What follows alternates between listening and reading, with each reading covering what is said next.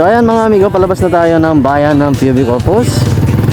Ayan, so diretso tayo hanggang sa makarating tayo sa bayan ng Esperanza. Ayan o.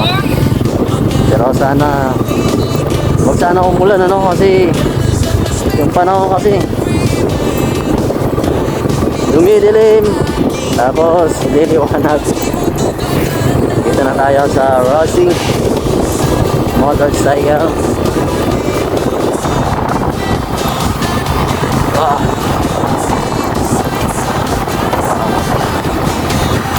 Mababa pala dito.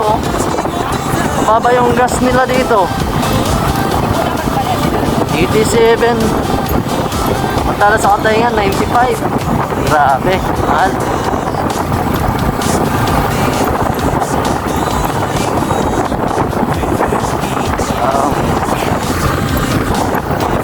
Palabas na tayo guys ng bayan ng ano, ng PUV Corpus.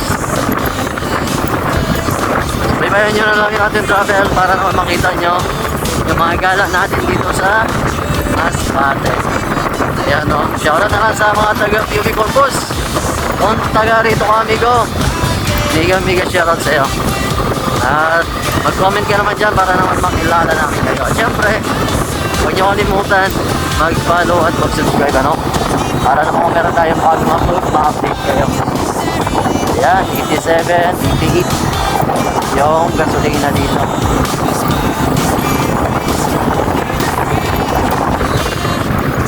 Straight to meron palang mga resort dito no? Ayos. Ayos.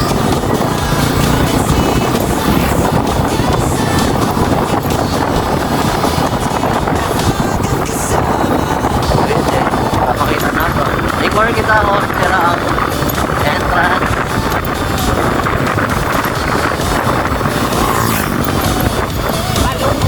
Barangay Kalongkongan. Ayan.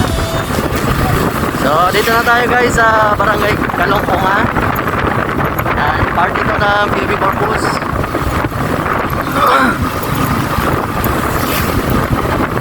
Sa mga taga rito, ito na yung barangay nyo. At syempre, huwag nyo kalimutan mag-follow at mag-subscribe para naman kung meron tayo ng bagong upload, ma-update kayo. At kung mapapansin nyo, walang widening din nangyari dito. Nauling pa rin yung kalsada. Ayan. Pero okay naman yung kalsada dito. Walang lubak-lubak. Everything is alright pagkapaita. Ayan.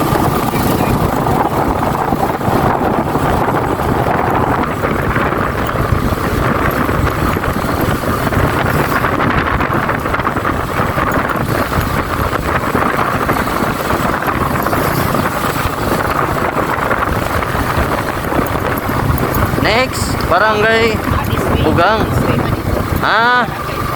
Yan pala yung way papuntang Barangay Bugang. Hindi na tayo papasok guys kasi hindi natin familiar yung area. At syempre, ito lang tayo sa kalsada. Uy, sobra yung tubig dito. Maraming pool sa ata dito guys. Sa bayan ng PUV Corpus.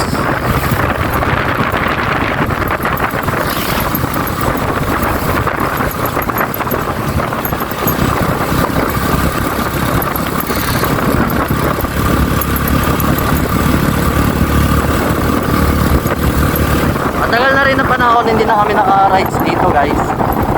Kaya eto, gala naman tayo dito para ma-update namin kayo ano. Itong area talaga dito mataas. Ano to? Ano to? Simbahan? High school? Barangay Kalongkongan. Yan yung simbahan nila. Okay. Gregorio. Ayan, ito yung elementary ng Gregorio. Yan, shoutout na sa mga nagtapos dyan.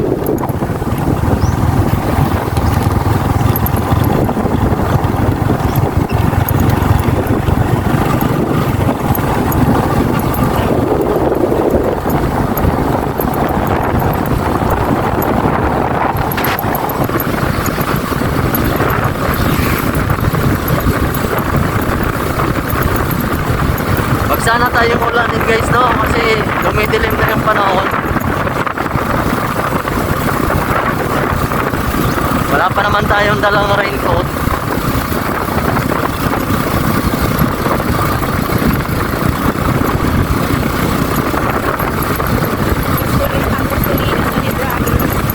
Oo, mamaya papagas tayo.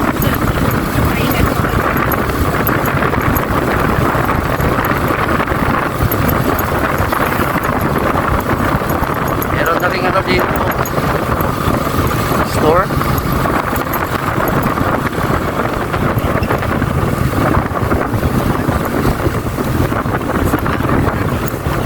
Barangay Kasabangan na tayo. Parang ang bilis lang naman ang barangay nila, no?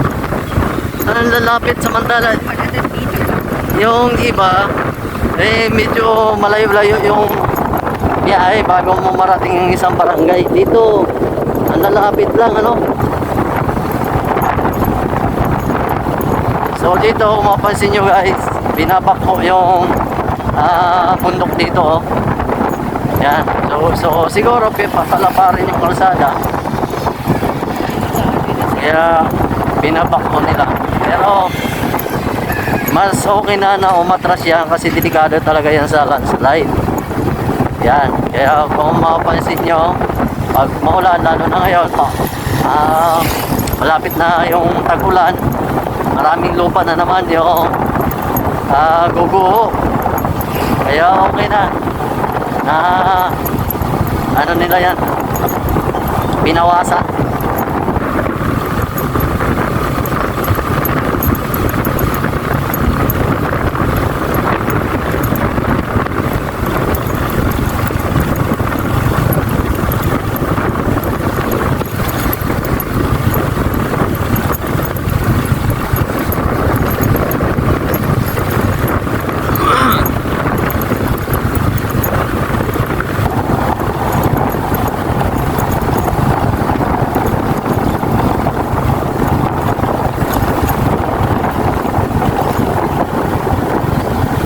Dito, parang bihira yung bahay dito, no?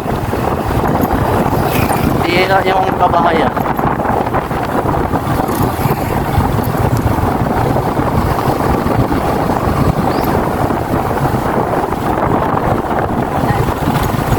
Ha? Sitio Kalubihan na to?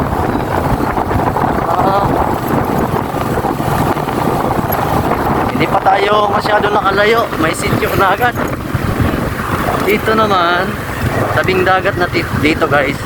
Ayan ako, mapapansin nyo, tabing dagat na siya. Ganda ng view dito. Tingnan mo natin. Wait lang, ha.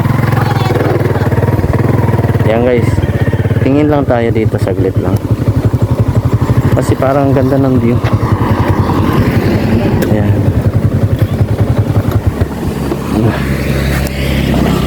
Wow, so dito guys, kung mapansin nyo, nasa tabing dagat na tayo. Kaya tingnan natin yung view dito mga amigo. Kasi nadaanan lang naman natin. Hindi, kuhanan na natin ng video, diba? Ayan. Grabe, linaw ng dagat dito. Grabe, ang ganda. Ang ganda dito mga amigo. White sun yung ano, buhangin. At yun, tanong tayo dito. Tanong lang tayo kung anong island yun, no? Parang vulkan. Dito magtanong tayo kay Lakoya. Boss, good morning.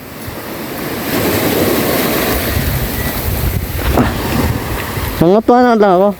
Anong isla yun, no? May nang balangi, boss? Ha? May nang puro. Ang balangi. Mauna. Ayan. Nangisda ka mo, boss? Way kuha. Bubo, di ba? Okay. So, yan pala guys yung Balangingi Island.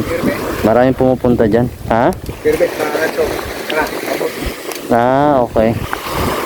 So, Didi kuya, igon may sakyan Didi. Pera man ng pamasahe. Kaya ito pa masahe pre? Papuro ka ng pambutan pongpong? Mga ito ba, palit ang masahe sa... Papuro. Papuro kuya. Hindi po masahe. Daan naman siguro na 150 o ba? Daan na ba ito po? Balikan na. Daan na. Okay. Daan na sa... Pwede mag-overnight dito kuya. Pwede. May cottage dito. Okay. Sige. Salamat Ayan. So, pwede pala tayo sumakay dito guys sa barangay na ito para makarating tayo doon sa Balanging Island. Ganda kasi maraming dumarayo din dyan. At syempre, mga kababayan natin na mga vlogger na vlog na rin nila yan, pero tayo hindi pa naman nila. Wow, ang ganda ng view dito Kita nyo naman. Yan, picturean lang natin.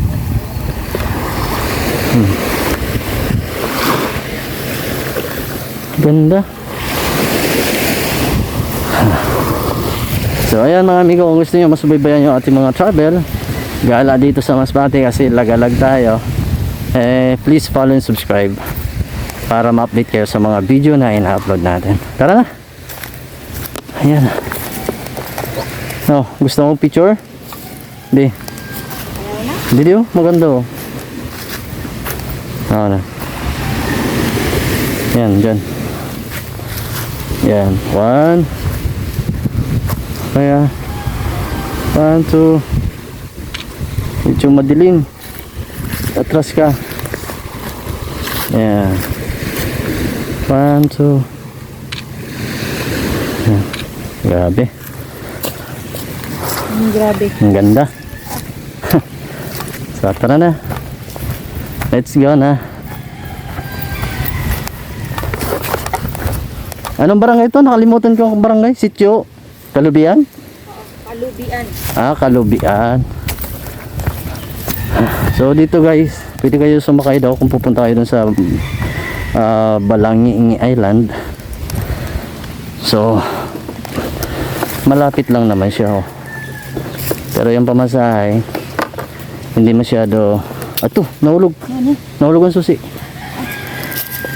Hindi masyado alam ni kuya kasi 150, 200, 300 daw yung pamasahe balikan. So hindi niya alam, pero kung pupunta talaga kayo malalaman nyo talaga kung magkano ang pamasahe. Pero tayo hindi naman tayo pupunta doon, kaya dumaan lang tayo.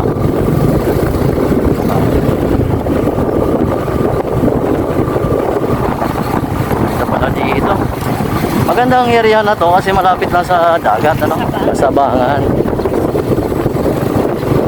Sabihin Kasabangan to, barangay. Dito Sitio Kalubian. Kasi Sitio siya, di ba? Yan. Yan. Laki na nga nila dito.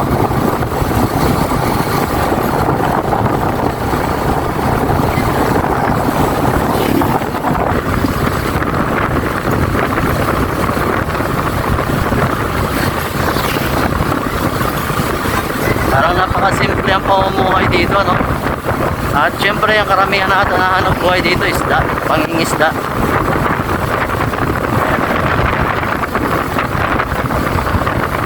Pasensya na guys, kung baka hindi nyo ako masyado marinig kasi yung hangin medyo lumalakas.